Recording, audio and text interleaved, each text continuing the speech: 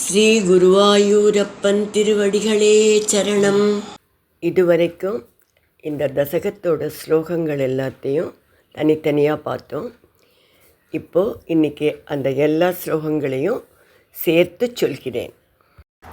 ஆனந்த ரூப பகவன்னை தேவதாரே பிராப்தே பிரதீப்த பவதங்க நிரீயமாணைஹி காந்திவ்ரஜைரிவ घनाघनमण्डलैद्याम् आवृण्वती विरुरुचे किल वर्षवेला आशाशु शीतलतरासु पयोदतोयैः आशाशिताप्ति दिवसेषु च सज्जनेषु नैशाकरोदयविधौ निशिमध्यमायां क्लेशापहस्त्रिजगतां त्वमिहा विरासीः बाल्यस्पृशापि वपुषा दधुषा विभूतिः उद्यत्किरीटकनकाङ्गद हारभासा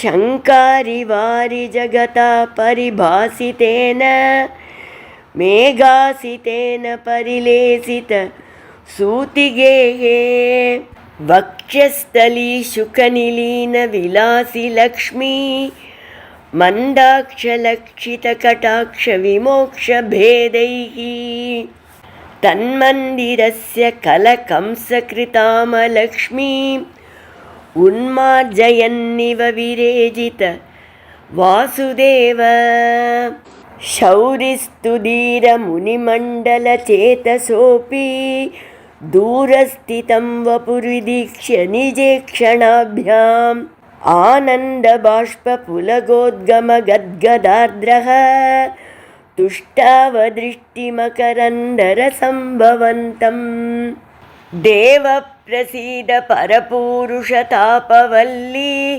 निर्लूनिदात्र समनेत्रकलाविलासिन् खेदानपागुरुकृपागुरुभिः कटाक्षैः इत्यादि तेन मुदितेन चिरं नुतो भूः मात्रा च नेत्रसलिलास्त्रितगात्रवल्या स्तोत्रैरभीष्टुतगुणकरुणालयस्त्वं प्राचीनजन्मयुगलं प्रतिबोध्य ताभ्यां मातुर्गिरा तदित मानुषबालवेषं त्वत्प्रेरितस्तदनु नन्दतनूजयाते व्यत्यासमारचयितुं सहि शूरसूनुः त्वां हस्तयोरधृत चित्तविधार्यमार्यैः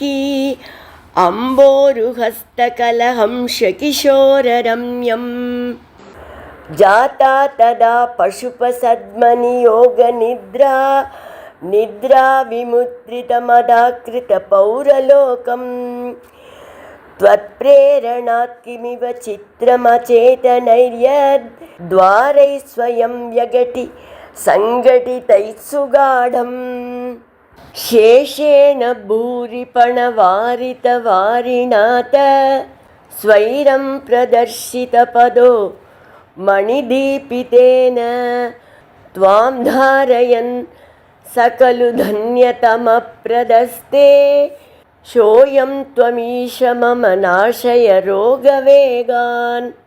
பகவான் ஸ்ரீ கிருஷ்ணரின் அவதார வைபவத்தை பட்டதிரிகள் வியப்பும் பிரமிப்பும் தோற்ற விவரித்துள்ளார். இந்த தசகத்தை பகவானின் பாதார விந்தங்களில் பக்தியுடன் சமர்ப்பிப்போம்.